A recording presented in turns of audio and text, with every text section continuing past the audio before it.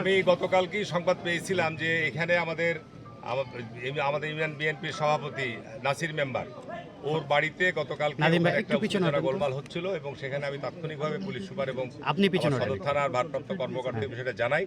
তারা তাৎক্ষণিকভাবে কিন্তু এখানে পুলিশ টিম পাঠিয়ে এখানে যেন কোনো উত্তেজনা গোলমাল না হয় সে ব্যাপারে তারা উদ্যোগ নিয়েছিল। আমাদের এখানকার সাবেক চেয়ারম্যান ওমর, এখানকার বর্তমান ইউনিয়ন পরিষদের মেম্বার নুরুল, এরাও এই এলাকা শান্ত রাখার জন্য চেষ্টা করেছিল এবং আজকে তাদের পরিকল্পনা ছিল সকালবেলায় এই ইউনিয়নে একটা ব্যাপক গোলযোগ এবং গোলমাল তৈরি করা।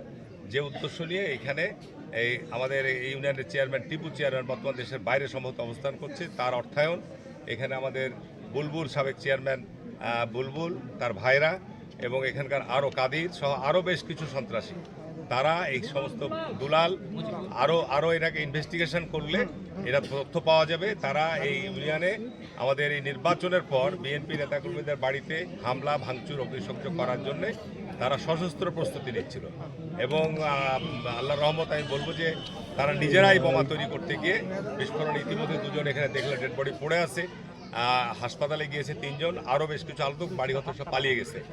টানা তৃতীয়বার অর্জন করেছে দেশের সেরা সুপার ব্র্যান্ড স্বীকৃতি বসুন্ধরা টিস্যু। এখানে তাৎক্ষণিকভাবে সকালে সংবাদ পাওয়ার পর আইন প্রজ্ঞারী সংস্থা, এখানে রাজশাহী থেকে ডিআইজি এসছে, এখানে পুলিশ সুপার, থানার ভারপ্রাপ্ত কর্মকর্তা, র্যাব এবং বিজিবি, এটা সীমান্তবর্তী এলাকা, সকলে এখানে উপস্থিত সেনাবাহিনীর টিমও প্রদর্শন করে গেছে। আমি ধন্যবাদ জানাচ্ছি আইন প্রজ্ঞারী সংস্থাকে। আমি মনে করি যে এই ঘটনার জন্য যারা জড়িত তাদের বিরুদ্ধে যত দ্রুত সম্ভব তদন্ত সাপেক্ষে তাদের বিরুদ্ধে কঠোর ব্যবস্থা নিতে হবে দেশে আইন শৃঙ্খলা পরিস্থিতিকে ঠিক রাখার জন্য। এবং এই 5ই আগস্টের পর যারা বাংলাদেশে মুভ তৈরি করছিল, যারা আইন হাতে তুলে নিয়ে বিভিন্ন জায়গায় বাংলাদেশের বিশৃঙ্খলা তৈরি করছিল, তারাই আজকে এই অপরাধ সংগঠিত করেছে।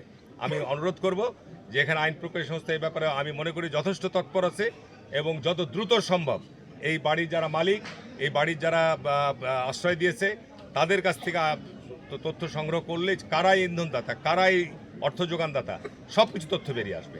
আমরা চাই শান্তি, আমরা চাই সকল নাগরিক নিরাপত্তা। কোনো অবস্থাতেই যারা নিরাপত্তা বিঘ্নিত করবে আমি আইন প্রজ্ঞারী সংস্থায় আহ্বান জানাবো যে আজকে দীর্ঘ 15-16 বছর পর দেশে একটা অবাধ সুষ্ঠু নিরপেক্ষ নির্বাচনের মধ্যে সরকার প্রতিষ্ঠিত হয়েছে। যারাই দেশের আইন শৃঙ্খলা পরিস্থিতি অবনতি করবে, যেই দলের হোক না কেন, তাদের বিরুদ্ধে যেই হোক না কেন, তাদের বিরুদ্ধে যেন কঠোর ব্যবস্থা গ্রহণ করা হয়।